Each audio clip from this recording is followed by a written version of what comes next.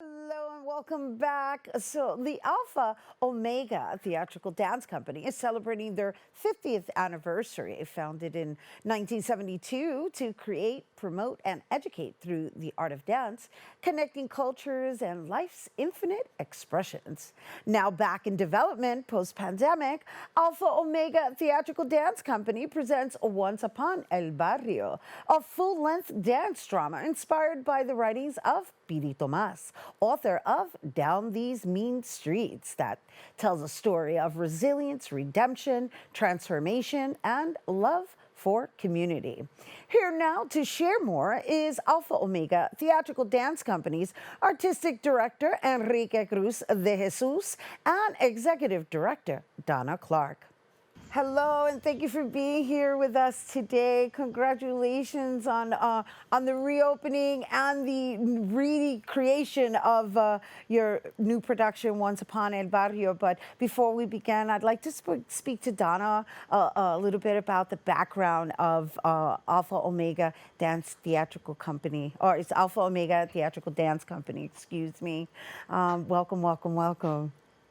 Thank you. Thank you for having us. Much appreciated. So, Donna, So, just give us a background on where we're at post pandemic and your level of involvement and how long you've been the executive director there. yes.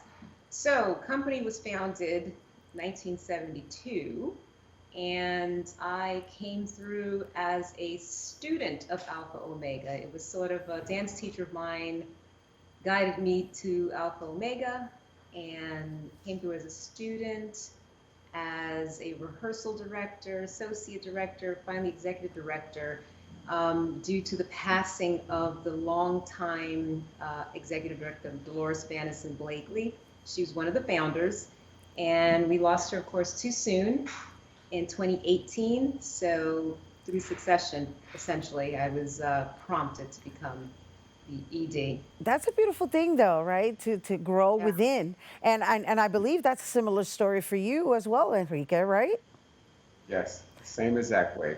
Except you're the artistic director. So, Yeah. were you both in development together and now have partnered up in running the establishment together? Yeah, pretty much. We both were students at the same time through Alpha Omega and, danced with the company. Kind of came and left and had professional careers as that time passed, but we always kept coming home to what we considered Alpha Omega to be. It felt comfortable. We were caring for it in a way that was special to, I think, us individually. And so just in the same trajectory, alongside each other, we're carving our paths to take care of it. So now a lot of our founders and creators actually are no longer with us. So it's a bittersweet story, but we hold it dear.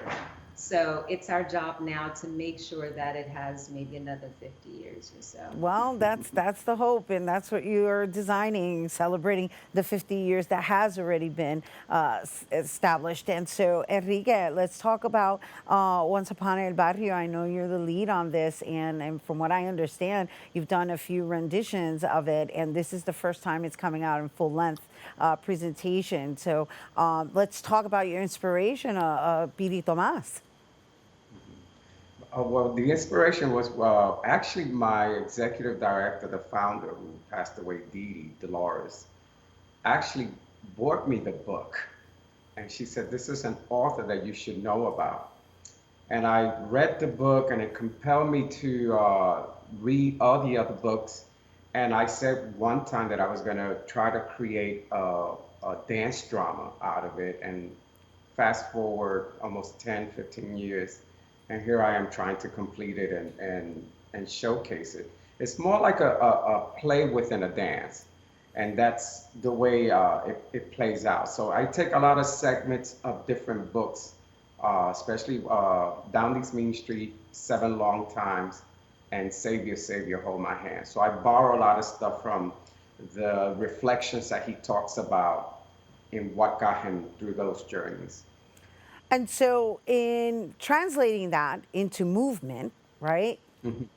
And since you've kind of juxtaposed emotions and or different thought processes, right? Because it's different stories.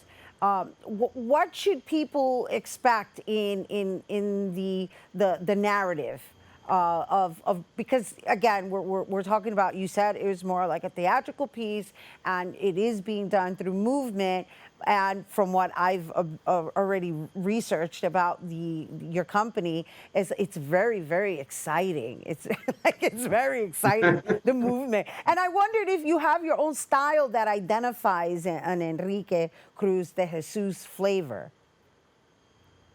Yeah, I would think I do because I married sort of my culture's background, and I use modern dance or contemporary modern dance in a way that celebrates the culture of the music of my heritage. So with that kind of concept, I could play around with a lot of different things and a lot of different ways of using the technique. And so when you say your culture, are you identifying as urban Latino? Like what's that word we're talking about here? Come on, you're leaving me in I am suspense. Afro Latino. I love my heritage. I love my black heritage in it. I love my native part also of it. And I'm also urban. I was born in Puerto Rico, in Arroyo, Puerto Rico, and I was raised here. So a lot of my education came from here since I didn't go to school in Puerto Rico. They brought me here very young. And so you fuse the two together, and it looks really exciting. I'm not just saying that; it really does. And I know it's being presented at La Mama, but I did want to just talk a little bit about how you overcame the pandemic and what that looked like for the company. Oh my God, the pandemic taught us a lot of different things. Donna and I, when the pandemic hit, I was, I'm a busybody, so I have to keep moving. And I said, listen, let's just put a stage in the back lot and conduct our classes and conduct some solo series that we did. And for some reason, that took on its own momentum. And so we were pretty busy throughout the whole pandemic. We haven't skipped a beat since then. Yeah. So we started doing a lot of presentations in the backline. I gave a lot of arts residencies to different solo artists. And then we performed it for the community. And that became the birth of just something that became another thing that we always had, but we used it in a way that it was necessary And, during these times. and so, what? Just for clarity purposes, what you're saying is the pivot into this outdoor style of Hmm. presentation and classes. Hmm. Yeah, I think everyone turned to Zoom. We did a little Zooming, but we had this resource. We were checking the space anyway, so we're here in the space just as it's always been a sanctuary, so it was really a sanctuary during that period of time. And we started, exploring what it would look like if one person was in the room. And then we said, we have the back door. We had fast tracked what we had planned for the future of the back lot, and began to put a stage out there and see if, small audiences would want to come, and they did.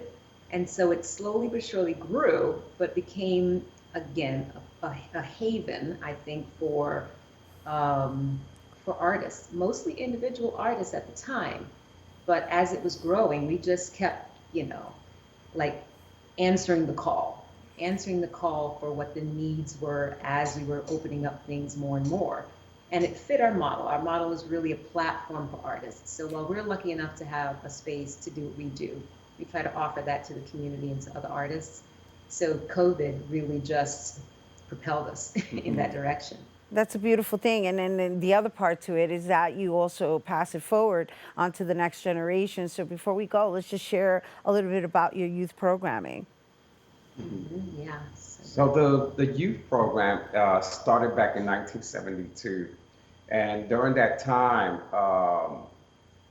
the organization started this program in order to give the youth another platform to understand the arts and to teach them the art of dance. But they taught us even more.